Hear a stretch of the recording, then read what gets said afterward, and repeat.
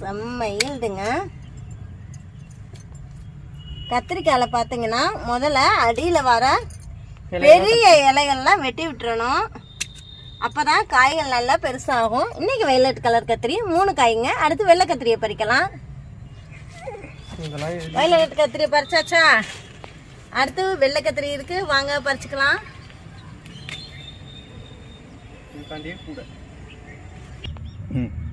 தெரியுதா கத்திரிக்காய்? வெள்ளை கத்திரிக்காய் பாருங்க, வரிசையா 3 காய். ஆனா இந்த ரகம் என்னன்னே தெரியலங்க. எப்பயுமே அடியில தான் காய்ச்சி தொங்குது. இதுவும் பாத்தீங்கன்னா ட்ரிம் பண்ணி விட்டதாங்க. இந்த வட்டம் நம்மகிட்ட இருக்க கத்திரிக்காய் செடி எல்லாமே ட்ரிம் பண்ணி விட்டது. வாங்க இருக்கிற கத்திரிக்காயை பருத்தி எடுத்து கொள்ளுவோம்.